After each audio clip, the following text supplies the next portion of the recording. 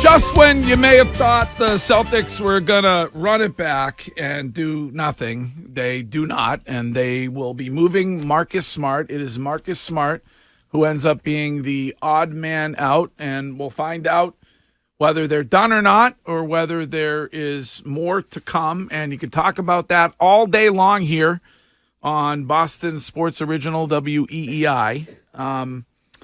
Curtis has discovered the real reason that Mike Vrabel was on our flight back from Nashville yesterday after the golf tournament, and it's not a meeting with Robert Kraft. It's not a job interview, Curtis? No, it is a charity golf event in Falmouth, Maine. Okay, all right. And quite the guest list. Really? You want to hear the full list? Who's the tournament for? It's the first annual Drive 4, F-O-R-E, Kids Celebrity Golf Tournament.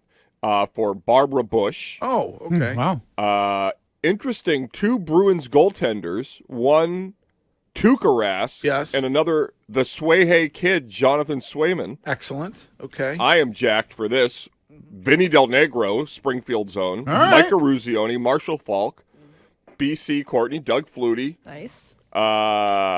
Kevin Millar, Derek Lowe. Derek Lowe, by the way, doesn't get enough love for what he did in 04. Just an aside. Jeremy Roenick, Sterling Sharp, Catherine Tappan, Mike Vrabel, as we just discussed, and Tim Wakefield, who's played in every charity golf event in New England in the last 30 years. Wow. Vrabel's such a great guy. Yeah, he's a good dude. Great guy. Very nice yesterday. Asked me about whether or not we enjoyed interviewing Bill on this radio show every Monday. We do. And I said yes. I said he doesn't really say much. And Mrs. Vrabel said, neither do you, Mike. Right. And he said, where do you think I learned it? Right. Yeah. So Tell him we look for the nuggets. yes. And Greg, I got 2 pieces of little info that I got from guests. I will not divulge who said these to me, but both were very interesting. One, Damian Harris was told he could never talk to Bill Belichick when he was here. That there is a chain of command. If Damian Harris brought something to Bill Belichick's attention, he would say, you have a position coach. Do not bring that to me. You got this. This was whispered during the golf tournament. Correct. By somebody who would know. Somebody who would know. The other is someone who I may have sat next to on both legs of the trip said that he doesn't understand the craziness that Patriots fans will not put Bill Parcells into the Patriots Hall of Fame. He was on the team.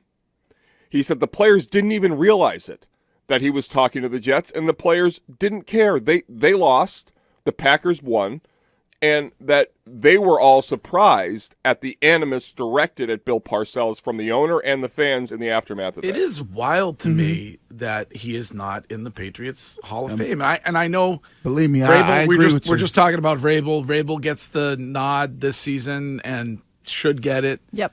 But the dynasty started with Bill Parcells. Yeah, and I've said that before. And Bill Belichick would probably not be what he is without Bill Parcells. Well, you wouldn't have Bill Belichick.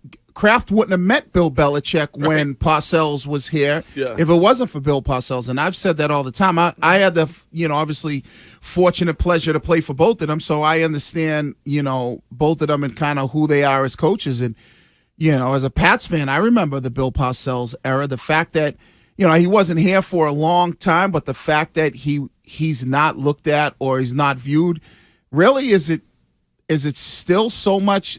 I don't want to use the word bad blood, but it's still so much of the issues that Robert had with Bill, where he can't just be like, all right, we're putting this guy in. And there's plenty of people that probably have bad blood in their departure from Gillette that are going to get in. The fact that he's 81, keeps getting up there, gets the nod to be presented, and then not getting it. Like, give the guy his flowers before he's gone. Right. That'll be the saddest part. Oh, great. Jinx, right? That's a complete jinx.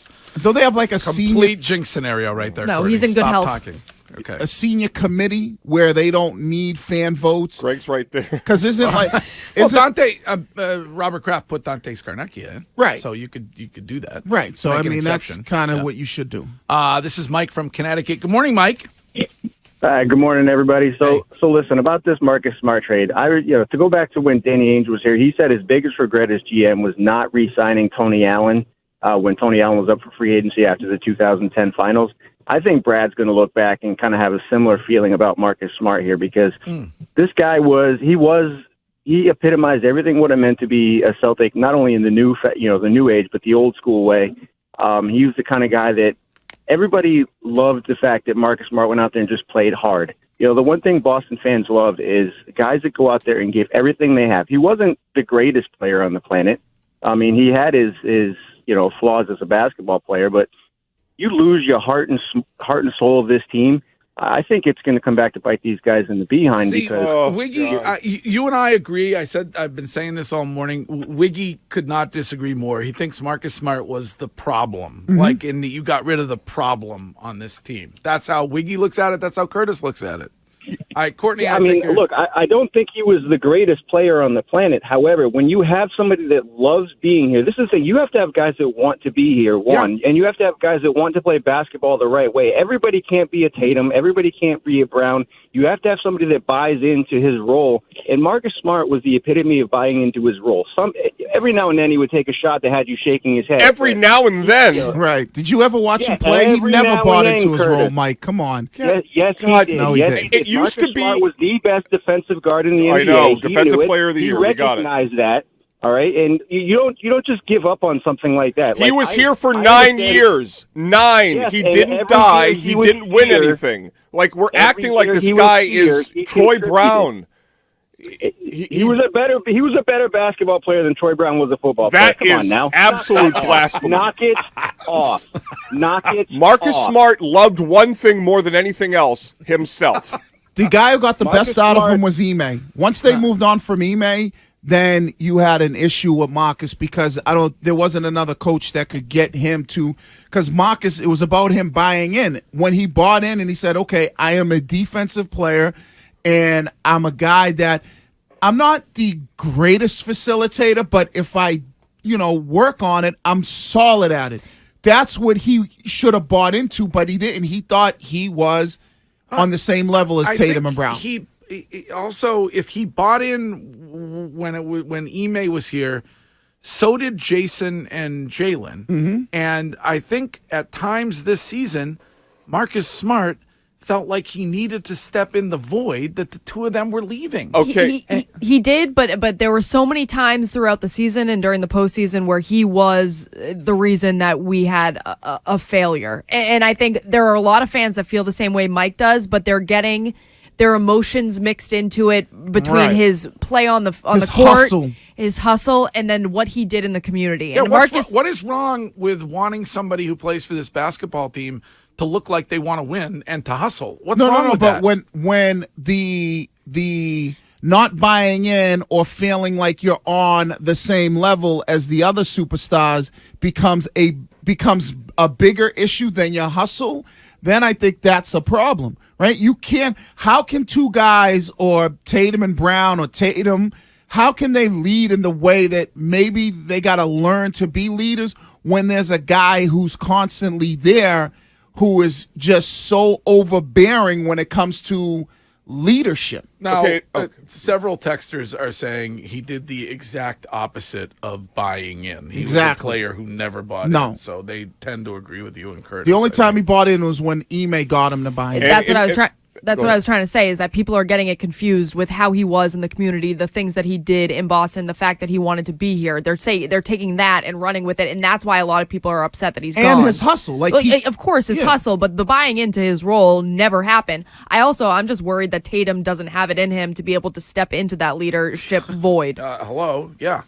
And here's the thing, though, where Wiggy's 1,000% right. We criticize the Celtics for bringing it back, for doing it the same way again.